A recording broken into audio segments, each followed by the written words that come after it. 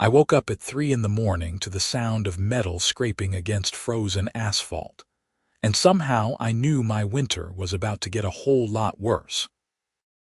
My name is Paul Zimmerman, and I had been living in the Meadowbrook Hills subdivision in Cedar Rapids, Iowa, for exactly 18 months when the HOA declared war on my driveway markers. I am a mechanical engineer at a local manufacturing plant, and I work long hours during the winter months when production ramps up. The last thing I needed was drama with my neighbors, but apparently, drama had other plans. The markers in question were simple reflective poles, the kind you see at every hardware store during the first snowfall. Red and white striped, about 4 feet tall, with reflective tape that caught headlights and plow lights so drivers could see where the pavement ended and the lawn began. I had installed 8 of them along my driveway after the first major snowstorm in December buried my property line completely. The plow driver that serviced our street had thanked me personally, saying they made his job infinitely easier on our cul-de-sac. But apparently, someone on the HOA board had a problem with them. The first notice arrived on a Wednesday afternoon in mid-January. I found it tucked into my storm door when I got home from work, a crisp white envelope with the Meadowbrook Hills HOA logo embossed on the front. Inside was a printed letter on official letterhead, signed by Patricia DeVero, the HOA president. The letter informed me that my driveway markers were in violation of Section 4.7.3 of the Community Covenants, which stated that all exterior decorations and installations must be approved by the Architectural Review Committee prior to installation. The markers, according to Patricia, were an unapproved modification to my property and constituted visual pollution that detracted from the aesthetic harmony of the neighborhood. I read the letter 3 times, standing in my entryway with my work boots still on, snow melting into puddles on the tile floor, visual pollution, aesthetic harmony. These were reflective poles that prevented thousands of dollars in lawn damage. They were safety equipment, not lawn ornaments. I called the number listed on the letterhead the next day during my lunch break. A woman answered on the 3rd ring. Meadowbrook Hills HOA, this is Brenda speaking. Hi Brenda, this is Paul Zimmerman at 1247 Oakmont Drive. I received a letter yesterday about my driveway markers, and I was hoping to speak with someone about it. Oh yes, Mr. Zimmerman. Mrs. DeVero mentioned you might be calling. What questions do you have? Well, the letter says the markers violate the covenants, but I am just trying to protect my lawn from the snow plow. These are standard safety markers. Everyone uses them. I understand your concern, Mr. Zimmerman, but the Architectural Review Committee has determined that the markers are not in keeping with the visual standards of our community. Several other homeowners have submitted complaints about them. That stopped me cold. Complaints. Who complained about reflective poles? I am not at liberty to share that information, but the committee has made its decision. The markers need to be removed within 7 days, or the HOA will take action to remove them at your expense. Can I at least appeal this decision? Speak to the committee. You can submit a written appeal, but it needs to be received within 5 business days. The committee meets on the last Thursday of each month. I hung up feeling frustrated and bewildered.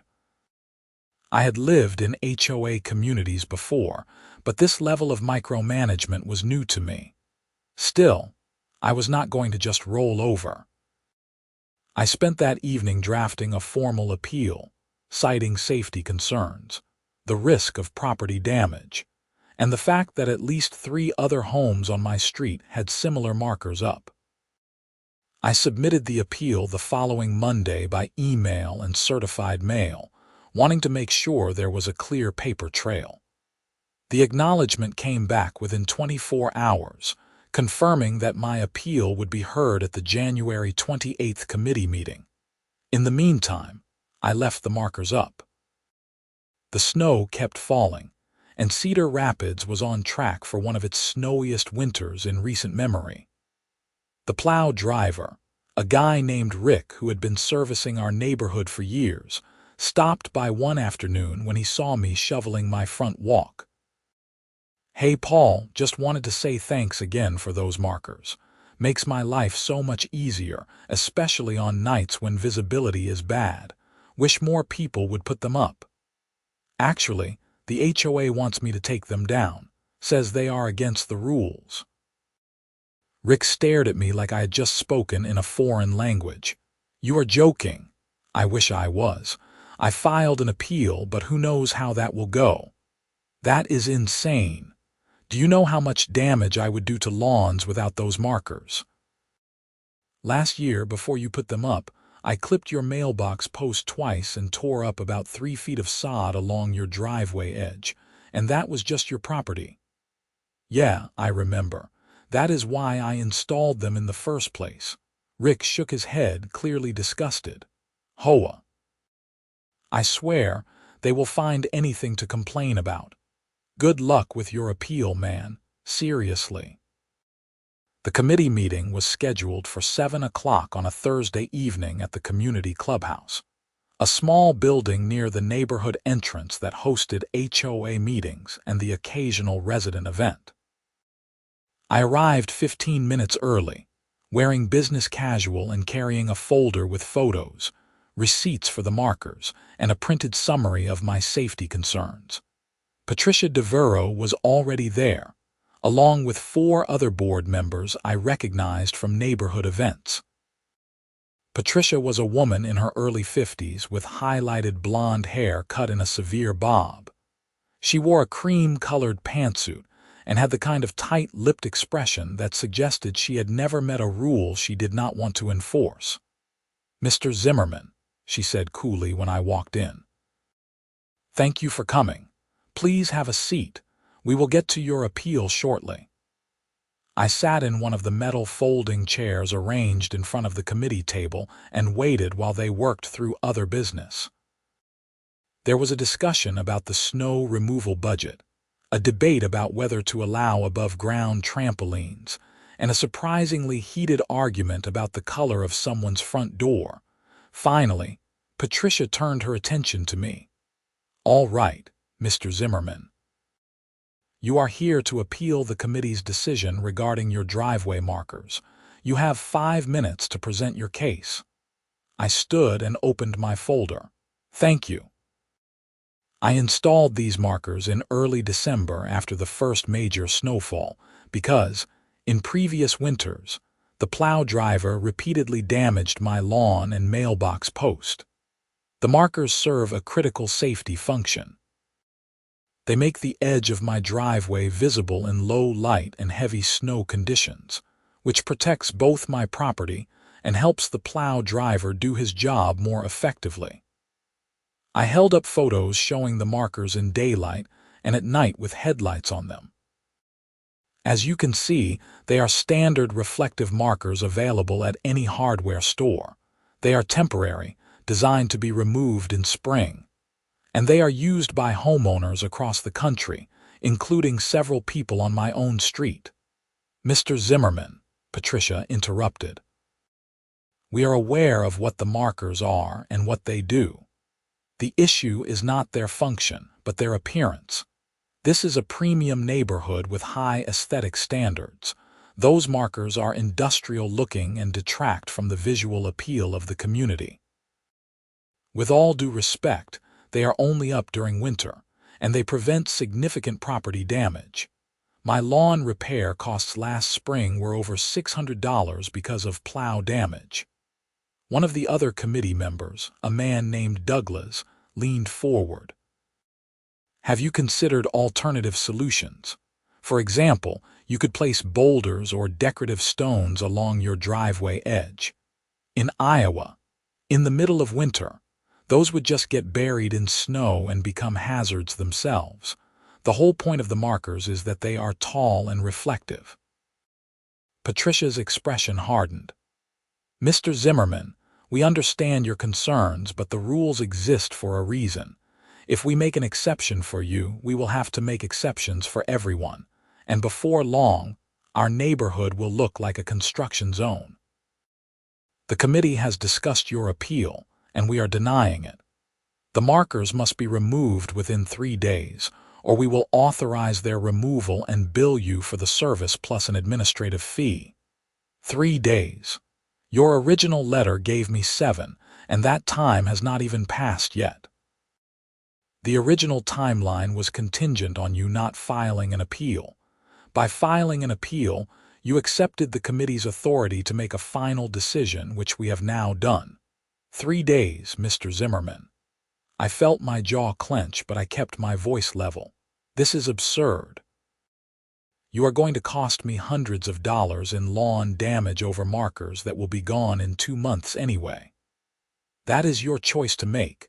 You can remove the markers and take your chances, or you can work with the plow driver to find another solution. But the markers are not staying. Meeting adjourned. I left the clubhouse furious. The sheer pettiness of it was astounding. These people were so obsessed with control and appearances that they were willing to create real problems for homeowners just to flex their authority. But I was not going to back down. Not yet. I spent the weekend researching Iowa HOA law and discovered that, while HOAs had broad authority to enforce covenants, they also had to act reasonably and consistently. If other homes had markers and were not being cited, that was selective enforcement, which could be challenged. I also found that HOAs could not take actions that created safety hazards or forced homeowners into situations that would result in predictable property damage. On Monday morning, I sent a detailed email to the HOA board citing the legal issues with their decision and requesting that they reconsider. I also pointed out that if they removed my markers and the plow subsequently damaged my property, I would hold the HOA financially responsible. The response came back within 2 hours from Patricia directly. Mr. Zimmerman, your threats are noted and will be forwarded to our legal counsel. The decision stands. You have until end of business Wednesday to remove the markers. That night, I came home to find all 8 markers still in place, exactly where I had installed them. Wednesday came and went. The markers stayed up. I heard nothing from the HOA. Then Friday morning, I woke up at 3 a.m. to the sound of metal scraping outside. I stumbled out of bed and looked out my bedroom window. It was snowing heavily, fat flakes swirling in the glow of the streetlights. I could not see much, but I heard voices and the sound of something being pulled out of the ground. By the time I threw on boots and a coat and got outside, there was a pickup truck idling at the end of my driveway. 2 men I did not recognize were tossing my driveway markers into the truck bed. All 8 of them. "Hey, what the hell are you doing?" One of the men turned to me. He was young, maybe mid-20s, wearing a heavy work jacket. "HOA contracted us to remove these. You got a problem, take it up with them. You are on my property. You cannot just take my stuff in the middle of the night." Lady at the HOA said you were notified, said you refused to remove them. "We are just doing our job, man."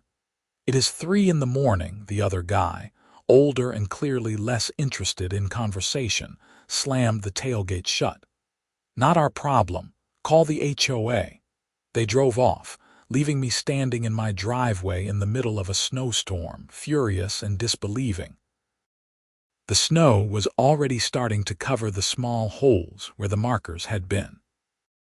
I went back inside and sent an email to Patricia and the entire HOA board, time-stamped at 3:27 a.m., documenting what had just happened and making it crystal clear that any property damage resulting from the removal of the markers would be their financial responsibility.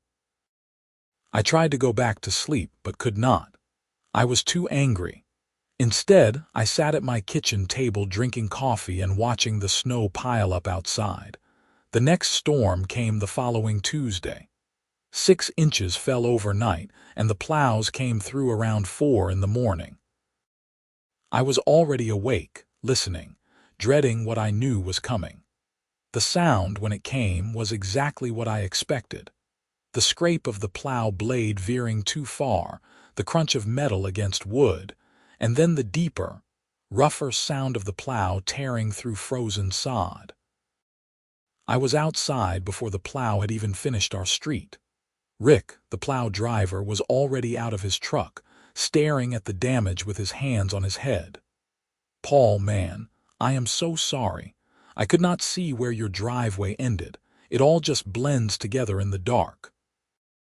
The damage was worse than I expected. The plow had clipped my mailbox post, bending it at a 45-degree angle. It had also carved a deep gouge along the edge of my driveway, tearing up about 5 feet of grass and leaving frozen chunks of sod scattered across my lawn. "Rick, it is not your fault. The HOA made me take down the markers." "Are you serious? Why would they do that?" "Because apparently they are visual pollution." Rick looked like he wanted to punch something. "This is going to happen every time it snows now. I cannot see the edge of your driveway when it is dark and snowing. Hell, half the driveways on this street are going to get torn up without those markers." "Yeah, well, take pictures if it happens to anyone else. I have a feeling this is going to get ugly." Rick helped me document the damage, taking photos with his phone from multiple angles. He also wrote up an incident report for his company, noting that the damage occurred due to lack of visibility markers and that the homeowner had previously had markers installed that were removed by the HOA. I spent the rest of the morning taking my own photos and measurements, then filed a formal damage claim with the HOA, along with an estimate from a landscaping company for spring repairs. The total came to $840. The HOA's response, which arrived 3 days later, was a masterpiece of bureaucratic doublespeak. They denied any responsibility for the damage, claiming that it was the result of normal snow removal operations, and that homeowners assumed all risk of incidental damage when they chose to live in a community with shared snow removal services. I replied immediately, pointing out that the damage was directly caused by their decision to remove safety equipment that had been preventing exactly this type of damage. I also noted that I had explicitly warned them this would happen. Patricia's response was brief. "Your concerns are noted." The HOA maintains its position. This matter is now closed. That was when I decided to lawyer up. I found an attorney in Cedar Rapids named Helen Moss who specialized in HOA disputes. She had good reviews and a reputation for not backing down from difficult cases. We met in her office on a gray Thursday afternoon. Helen was in her mid-40s, with dark hair pulled back in a ponytail and sharp, intelligent eyes. She listened to my story without interrupting, taking occasional notes on a yellow legal pad. When I finished, she sat back in her chair and tapped her pen against the pad. "Okay, so here is where you stand legally. Iowa HOAs have broad authority to enforce covenants, but they are not allowed to act arbitrarily or in ways that create unreasonable hardship for homeowners. The fact that they removed your markers at night without giving you the chance to do it yourself is problematic. The fact that they are refusing to accept responsibility for predictable damage that resulted from their decision is even more problematic. So I have a case. You have a case. Whether it is worth pursuing depends on what you want to achieve. If you just want them to pay for the damage, we can probably settle that with a strongly worded letter and the threat of litigation. If you want to force them to let you put the markers back up, that is going to be harder and more expensive. I want both. I want them to pay for the damage, and I want to be able to protect my property for the rest of the winter." Helen nodded slowly. "All right. That is going to mean filing a lawsuit and possibly seeking an injunction. It will not be cheap and it will not be quick. But if you are committed, I think we can win." "I am committed." "Good. Let me draft a demand letter first. We will give them one last chance to resolve this reasonably before we go to court. Sometimes just seeing a lawyer's letterhead is enough to make people reconsider." The demand letter went out the following Monday. It laid out the facts of the case, cited the relevant Iowa statutes regarding HOA authority and homeowner rights, and demanded that the HOA pay for the damage to my property and allow me to reinstall the driveway markers for the remainder of the winter season. It also warned that failure to comply would result in litigation. The response came back Friday afternoon, but not from Patricia. It was from a law firm in Des Moines representing the HOA. Their position was unchanged. They denied all liability and reiterated that the markers violated community covenants. They also threatened to fine me for continued non-compliance and hinted that they could place a lien on my property if I refused to pay HOA-imposed penalties. Helen was not impressed. "Okay, they want to play hardball. Let us file the lawsuit." We filed the following week in Lynn County District Court. The complaint sought damages for the property destruction, injunctive relief allowing me to reinstall the markers, and attorney's fees. We also included a claim for selective enforcement, noting that other homes in the neighborhood had similar markers that the HOA had not touched. That last part turned out to be important. After we filed, I started documenting every driveway marker I could find in Meadowbrook Hills. I drove through the neighborhood one Sunday afternoon with my phone, taking photos and GPS tagging locations. I found 11 other properties with driveway markers similar to mine. Not one of them had received a violation notice. When I showed the photos to Helen, she grinned. "This is gold." Selective enforcement is one of the strongest arguments we have. They are going to have a very hard time explaining why they went after you but left everyone else alone. The lawsuit got the neighborhood's attention. Word spread quickly, and I started getting phone calls and door knocks from other homeowners. Some were supportive, thanking me for standing up to the HOA. Others were hostile, accusing me of causing trouble and driving up everyone's legal costs with my stubbornness. One evening in early February, I got a knock on my door around 8 o'clock. I opened it to find my next-door neighbor, a retired teacher named Margaret Bryant, standing on my porch with a casserole dish. "Hi, Paul. I made too much lasagna tonight and thought you might like some." It was a transparent excuse, but I appreciated the gesture. "Thanks, Margaret. That is really kind." She hesitated, then lowered her voice. "I also wanted to tell you that I think what the HOA is doing to you is ridiculous. Those markers are not hurting anyone. Patricia has gotten completely out of control. You are not the first person to say that." "Well, it is true. She has been on the board for 6 years, and every year she gets more aggressive about enforcement. Last summer, she threatened to fine the Johnsons because their grass was a 1/4 inch too long during a drought. It is like she gets off on the power. Do you know why she targeted my markers specifically? I cannot figure out what I did to get on her radar." Margaret glanced around as if checking for eavesdroppers. "You really do not know?" "Know what?" "Patricia lives on Ridgewood Court.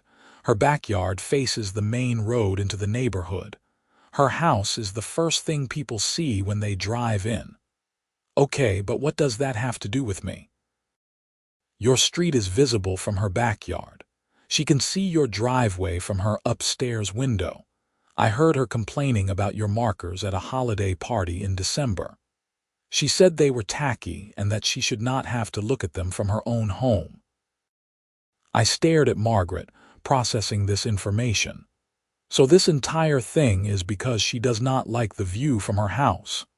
That is my understanding. She convinced the rest of the board that it was an aesthetic issue affecting the whole neighborhood.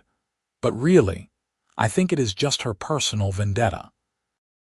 After Margaret left, I sat at my kitchen table with her lasagna and my growing sense that this situation was even more absurd than I had realized.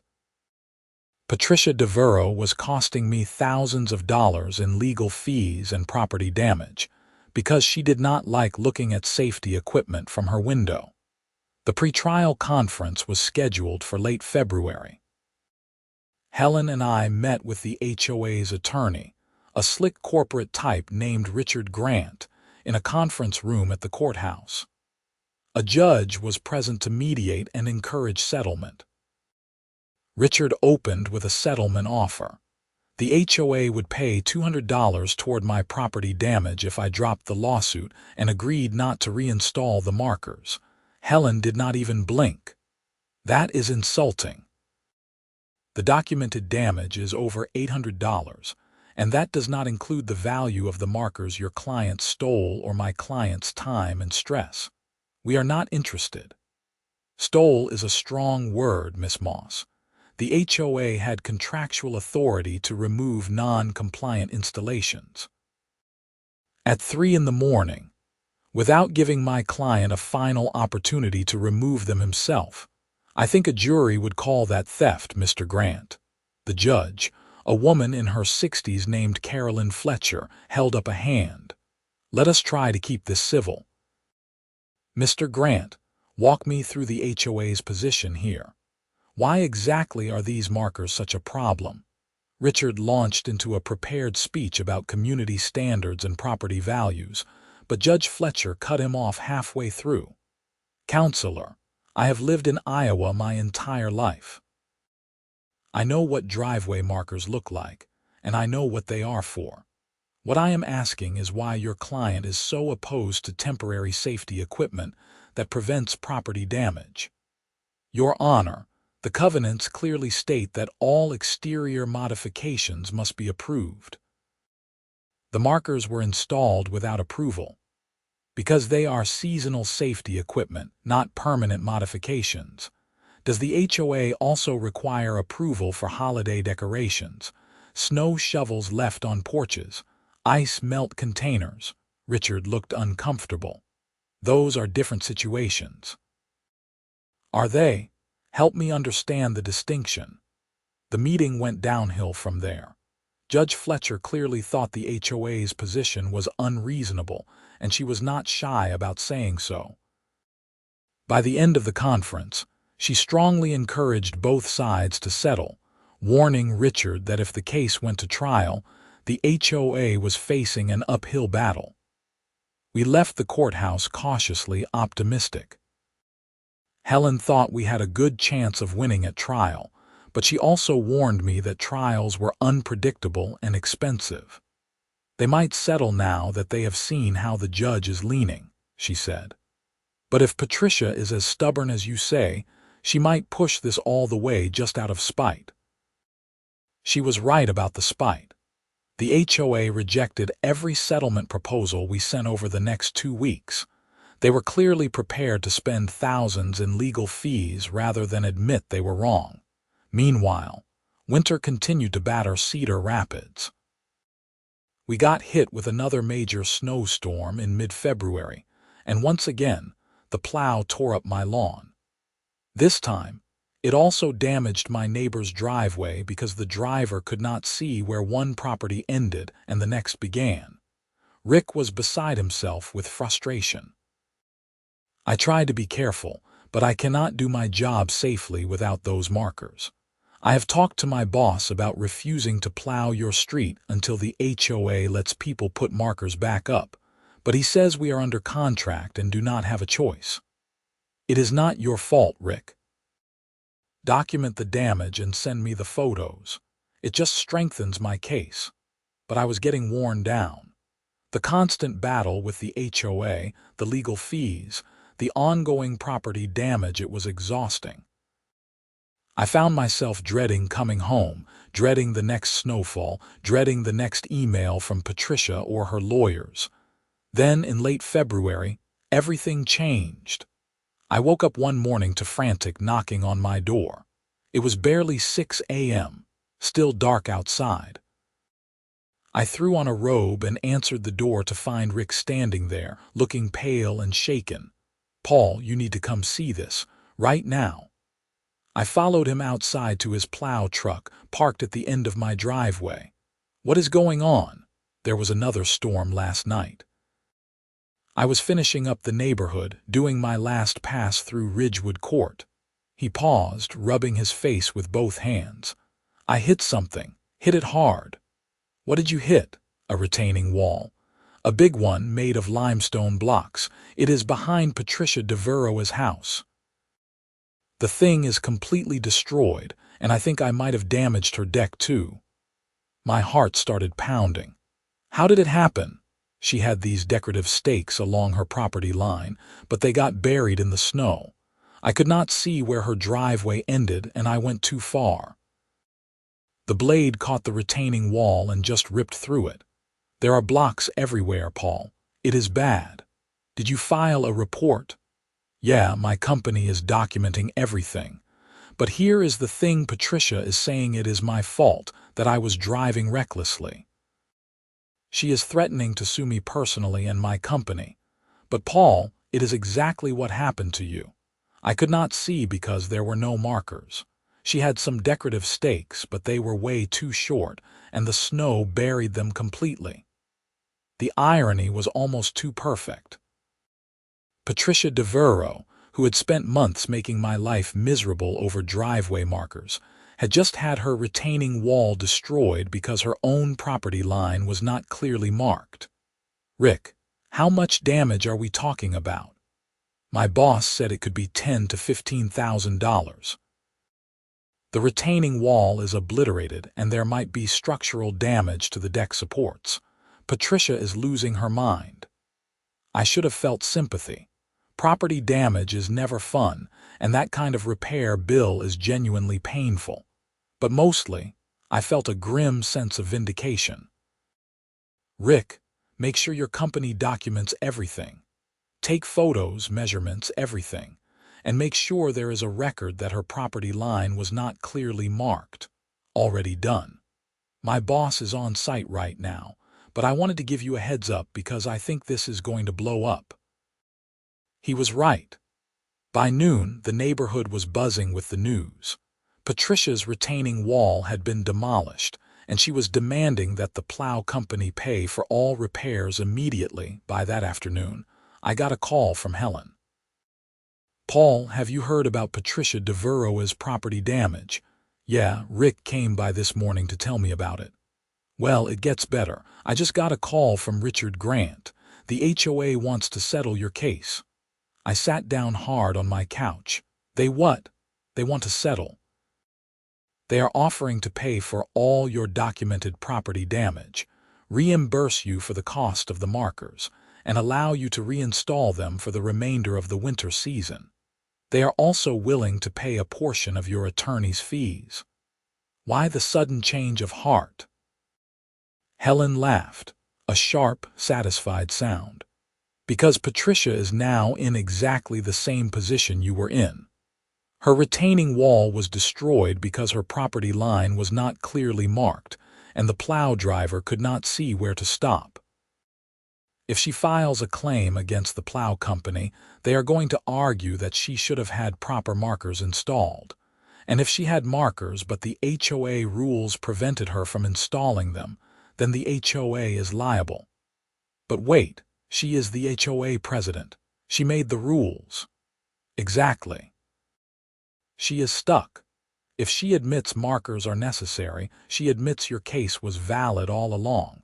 If she maintains they are not necessary, she has no grounds to sue the plow company.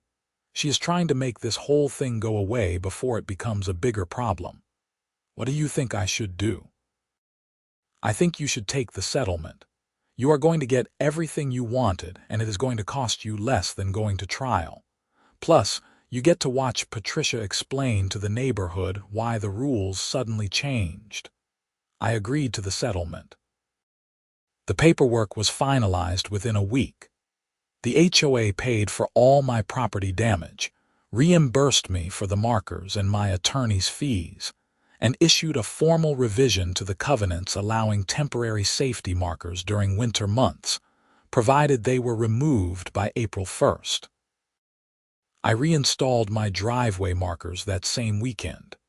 It felt incredibly satisfying to pound those poles back into the frozen ground, knowing that this time nobody was going to take them down. But the story did not end there. Patricia's retaining wall situation turned into a full-blown crisis for the HOA. The Plow company refused to pay for the damage, arguing that Patricia's property was not adequately marked and that the driver could not reasonably have been expected to see the wall in the dark during heavy snow. Patricia, backed into a corner, tried to file a claim against the HOA's insurance policy, arguing that the HOA's rules had prevented her from installing adequate safety markers. The insurance company denied the claim, stating that Patricia, as HOA president, was personally responsible for the rules she had created and enforced. That was when things got truly ugly. Several other homeowners who had experienced property damage over the winter came forward demanding that the HOA pay for their repairs too.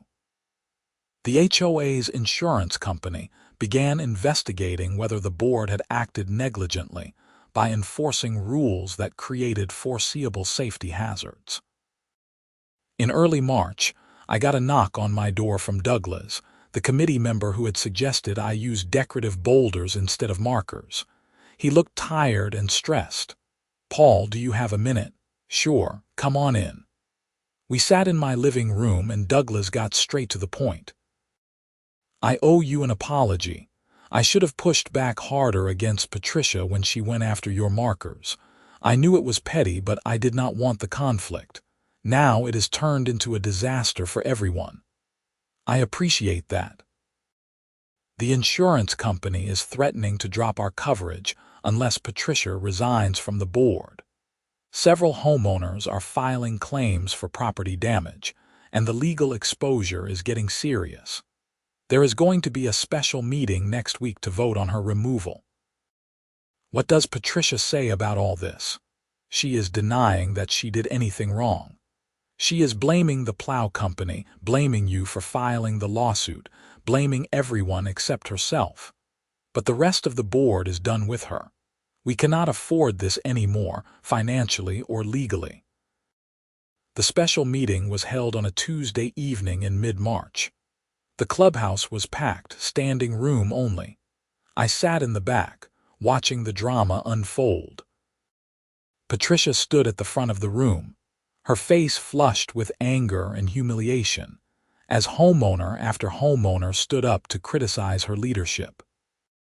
People aired grievances about petty enforcement actions, selective rule application, and the financial cost of her ego-driven vendetta against safety equipment.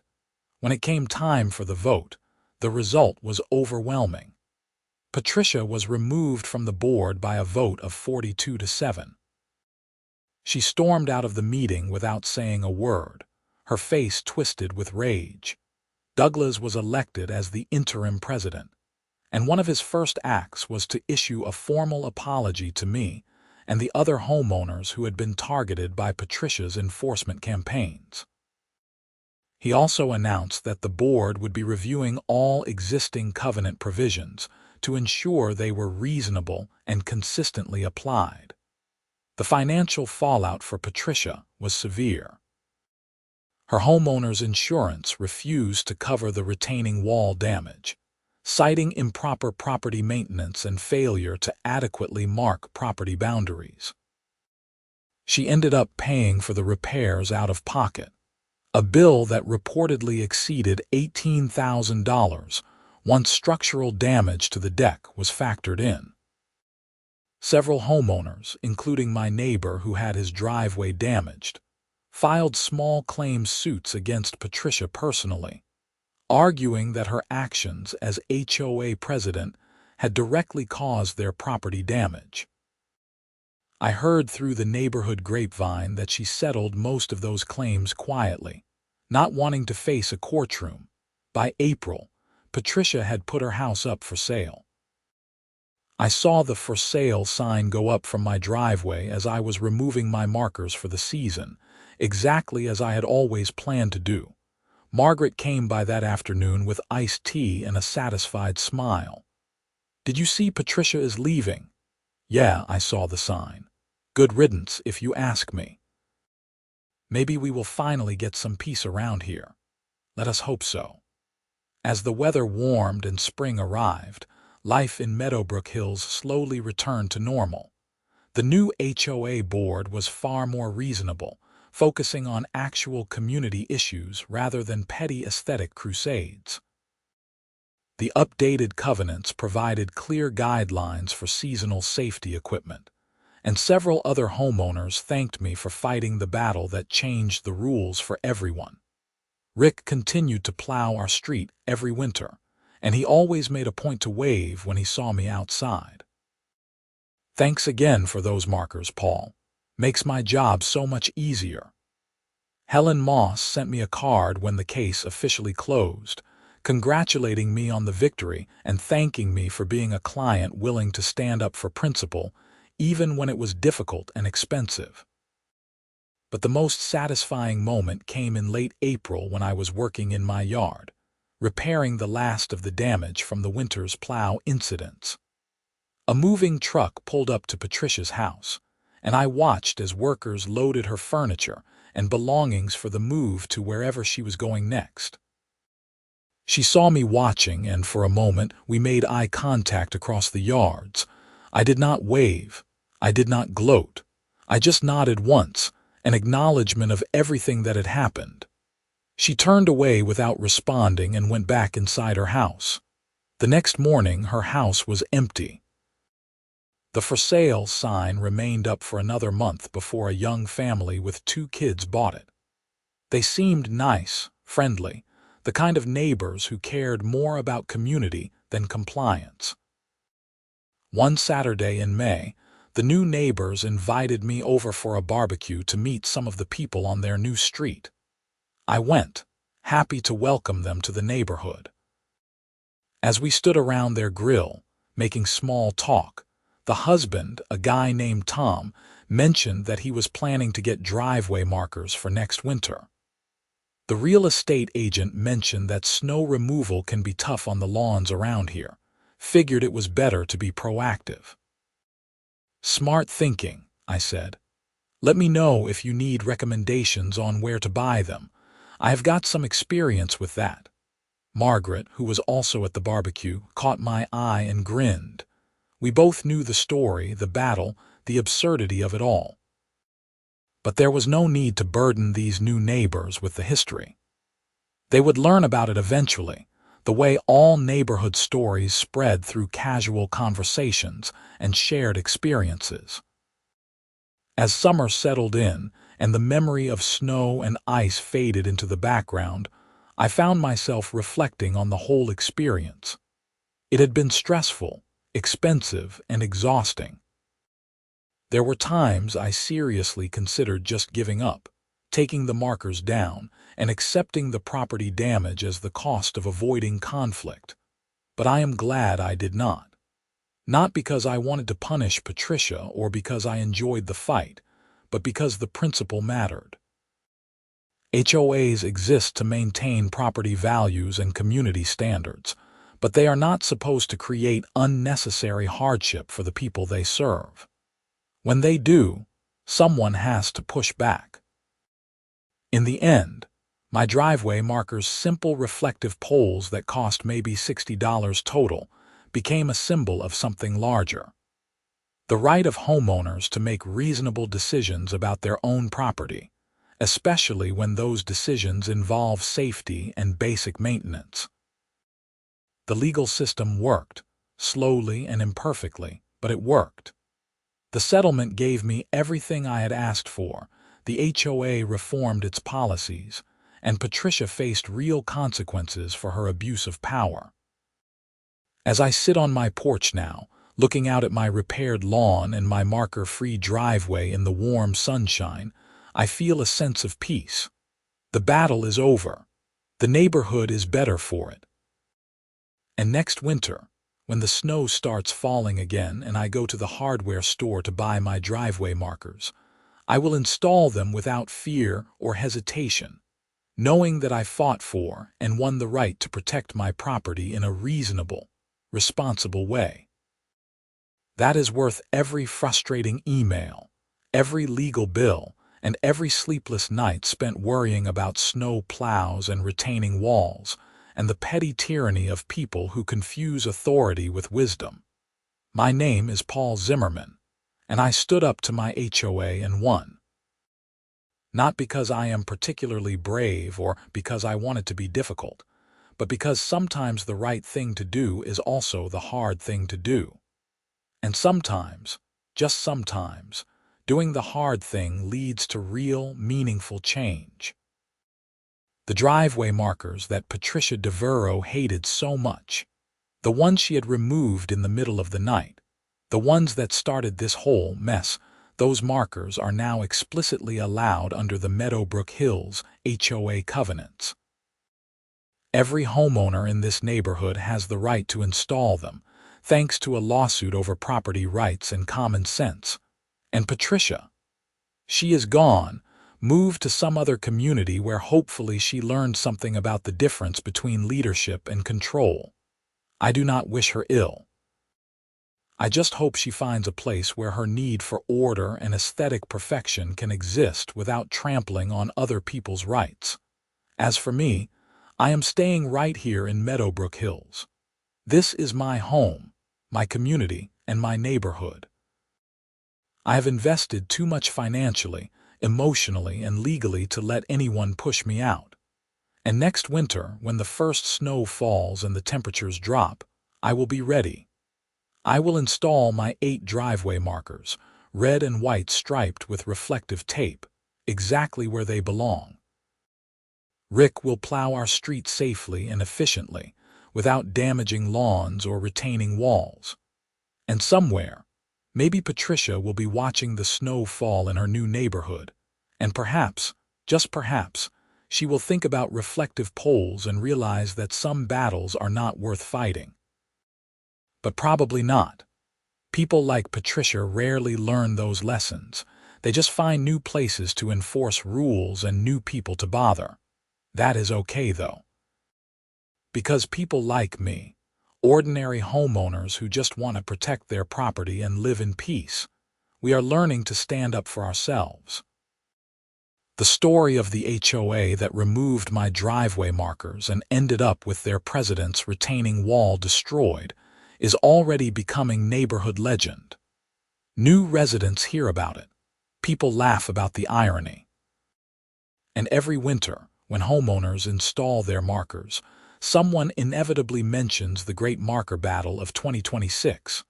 I have become something of a neighborhood celebrity, the guy who took on the HOA and won. It is not a role I sought, but I have accepted it with good humor. When people ask me about it, I tell them the truth. It was not about being a hero or making a point. It was about refusing to let someone else's arbitrary rules create real problems for my property and my finances. The legal fees were substantial, but the settlement covered most of them. The property damage was repaired. The markers are now legal, and Patricia is gone. In the end, justice was served, not through some dramatic courtroom showdown, but through the steady application of reasonable law and the simple fact that the HOA's position was indefensible. I still have the original violation notice Patricia sent me, tucked away in a file folder with all the other documents from the case. Sometimes I take it out and read it, marveling at the language, visual pollution, aesthetic harmony, unapproved modification. Such grandiose terms for such a petty complaint. And I still have the photos of my destroyed lawn, the bent mailbox post, the gouges carved by the plow blade. Those images serve as a reminder of what happens when rules are enforced without regard for their real-world consequences. But mostly, I just live my life. I go to work, come home, maintain my property, and participate in the community. The new HOA board is reasonable and responsive. Neighborhood meetings are productive rather than contentious. And the residents of Meadowbrook Hills have learned a valuable lesson about the importance of pushing back against unreasonable authority. That is the real victory here, bigger than any legal settlement or policy change. We learned that HOAs are not untouchable, that homeowners have rights, and that standing up for those rights, even when it is difficult and expensive, can make a real difference. So here I am, a year after waking up at 3 in the morning to the sound of my driveway markers being stolen, sitting on my porch in the evening sunshine, drinking iced tea and thinking about the absurdity and the triumph of it all. Next winter, the snow will fall again. The plows will come through again. And my driveway markers will be exactly where they should be, protecting my property and helping Rick do his job safely. That is all I ever wanted, and thanks to a lawsuit, a destroyed retaining wall, and the spectacular downfall of an overzealous HOA president, that is exactly what I got. The neighborhood is better for it. I am better for it.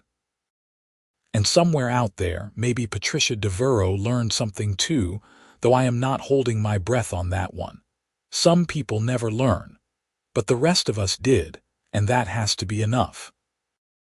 As the sun sets over Meadowbrook Hills and the streetlights begin to flicker on, I raise my glass of iced tea in a silent toast to driveway markers, reasonable HOA policies, and the importance of fighting for what is right, even when everyone tells you to just let it go.